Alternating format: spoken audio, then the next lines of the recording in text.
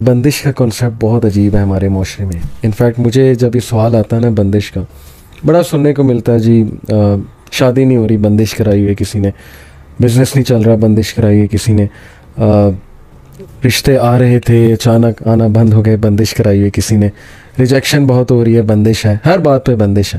تو میں اکثر انہیں کہتا ہوں کہ بندش کا واحد کانسیپٹ جو مجھے پتہ ہے، آپ کریکٹ بھی کیجیے گا جتنا میرا علم ہے، بندش کا واحد کانسیپٹ جو مجھے پتہ ہے وہ یہ ہے کہ ہمارے گناہوں کی وجہ سے یا ہماری اپنی کوتاہیوں کی وجہ سے کوئی چیز اگر ہمیں نہیں پہنچتی، یا ہمارا رزق ڈیلے ہو جاتا ہے گناہوں کی وجہ سے، ہمارے عقیدے کی کمزوری کی وجہ سے، اللہ تعالیٰ پہ توکل نہ ہونے کی وجہ سے، تو یہ والے کانسیپٹ کو تو میں مانتا ہوں کہ چلو بندش اس سینس میں ہے کہ کوئی چیز رک گئی، پہنچنی تھی لیکن رک گئی تمہارے گناہوں کی وجہ سے یا تمہاری اپنی کسی مس کیلکولیشن کی وجہ سے.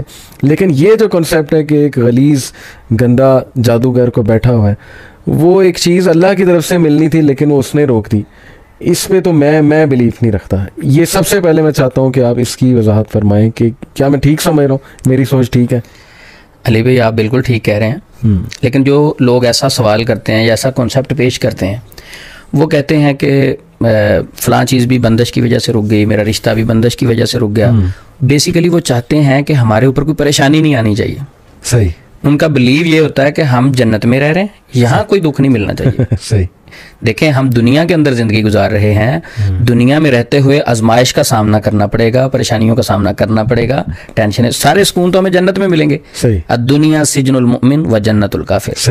نبی صلی اللہ علیہ وسلم کا فرمان عالی شان ہے کہ دنیا مومن کے لیے قید خانہ ہے. کیا کبھی کوئی ایسا شخص بھی آپ کو علی بھائی ملا ہے جو قید خانے میں رہ کے وہ کہ میں بڑا مطمئن تھا وہاں؟ قید خانہ جیسا بھی ہو وہاں سکون سارا نہیں مل سکتا. بالکل ٹھیک. اچھا، جب عقیدہ کمزور ہوتا ہے اور لوگ سینسٹیو ہوتے ہیں کہ کوئی ٹینشن نہیں آنی چاہیے، جیسے کوئی پریشانی آتی ہے تو سب سے پہلے تو جنات پہ ڈال دیا جاتا ہے، اور علاج کرنے والے بھی جنات پہ ڈال دیتے ہیں. اچھا، جب علاج کرنے والے جنات پہ ڈالتے ہیں تو شیطان بھی ہنستا ہوگا کہ یار یہ کام میں نے تو نہیں کیا، یہ پیر صاحب میرا نام لگائی جا رہے ہیں. تو بہت سارے ایسے کام ہیں جن پہ شیاطین نے نہیں کیا ہوتا، جادو نہیں ہوا ہوتا، لیکن عامل حضرات ان کو کہہ کے پریشان کر رہے ہوتے ہیں. چلیں شادی کے حوالے سے بات کر لیں یا بزنس کے حوالے سے کر لیں.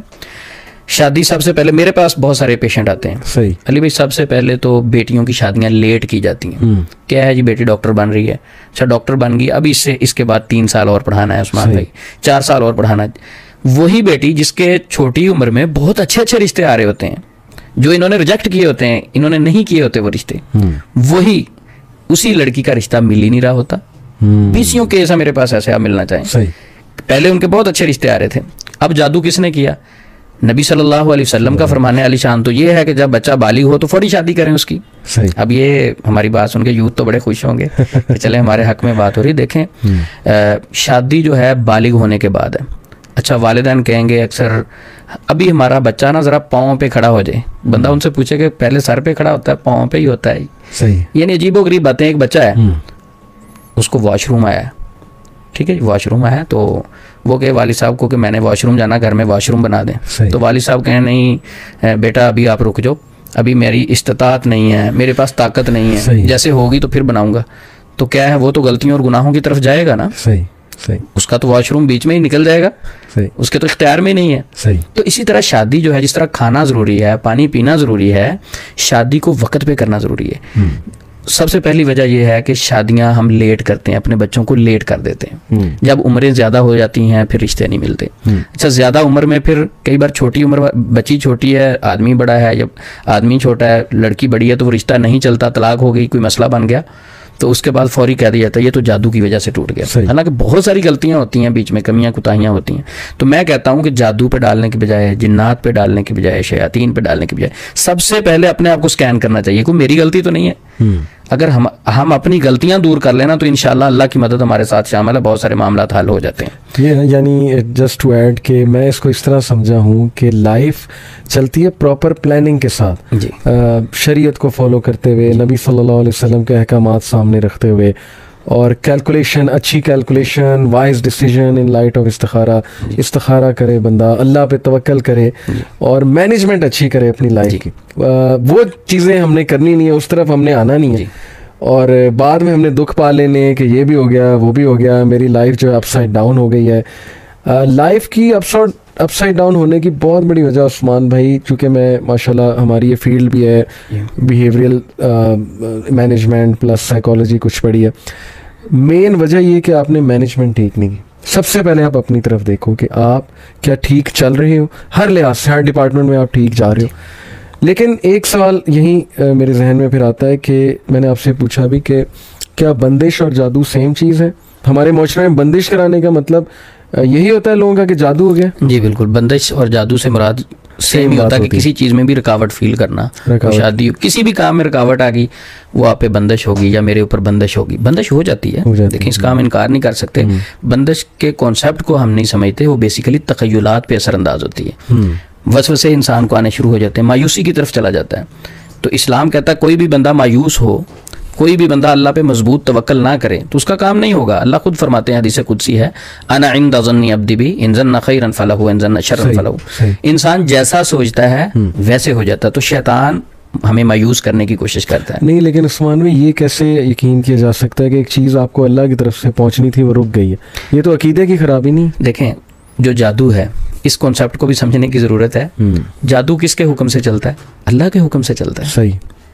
میں آپ کو تکلیف نہیں پہنچا سکتا، وہ تکلیف اگر پہنچے گی تو وہ اللہ کی طرف سے، یعنی اللہ کے حکم سے پہنچے گی. کیسے کہ اللہ مجھے بھی آزما رہے ہوں گے، آپ کو بھی آزما رہے ہیں. اللہ باذن اللہ، یہ سورہ بقرہ آیت نمبر 102 میں یہ ہے، 102 میں ہے کہ اللہ باذن اللہ، اللہ کے حکم کے ساتھ چلتا ہے. اب کچھ لوگ اس سے یہ مطلب نہ نکال لیں کہ اچھا نعوذ باللہ جو جادو ہے اس میں اللہ رب العزت ساتھ دیتے ہیں. ایسا نہیں. جو جادو دنیا میں کوئی کام بھی اللہ کے حکم کے بغیر نہیں ہو سکتا. زہر اگر ایک شخص کھاتا ہے وہ فوری مر جاتا ہے، کچھ لوگ نہیں بھی مرتے، ایسی ریسرچ موجود ہے.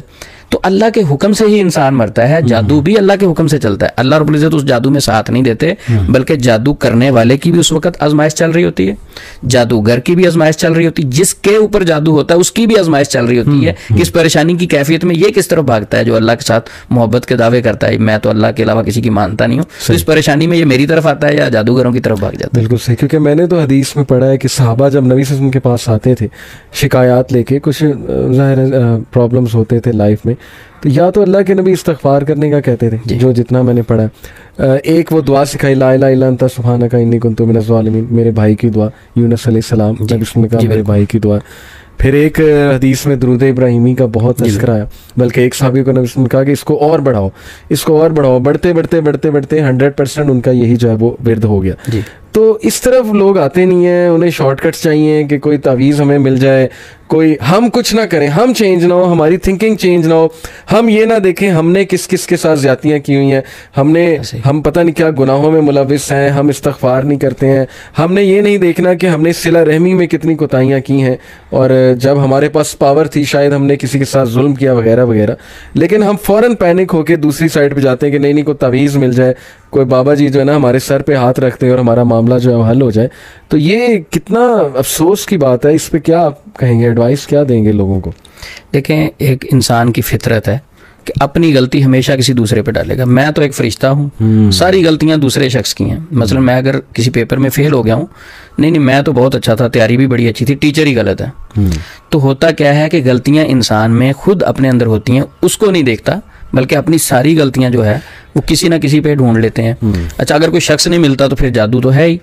اچھا جب وہ جادو پہ ڈالتے ہیں تو معاشرے میں معالجین بھی ایسے بیٹھے ہیں، وہ بھی ایزیلی جادو پہ ڈال کے، ذرا ان کی تو دکانداری کا مسئلہ ہوتا ہے، چلیں سسٹم ایک چلتا رہتا ہے. تو اصل جو چیز ہے کہ ہمیں اپنی غلطیاں خود دیکھنا چاہیے. لیکن کچھ لوگ اس کا یہ مطلب نہ سمجھ لیں کہ شاید یہ جادو کے منکر ہیں، جادو کا انکار ہی کر رہے ہیں. جادو کو ہم مانتے ہیں، ظاہر ہے قرآن میں مینشن ہے، لیکن اتنا مانیں گے جتنا اسلام نے بتایا، اتنا نہیں مانیں گے جتنا سر پہ نہیں چڑھانا. ہاں، سر پہ نہیں چڑھانا. بالکل صحیح. بالکل. عثمان بھائی، اکثر یہ بڑا پرابلم آتا ہے کہ کچھ بہنوں کو اولاد نہیں ہو رہی، بڑا عرصہ ہو گیا، 10 سال ہو گئے، 7 سال ہو گئے.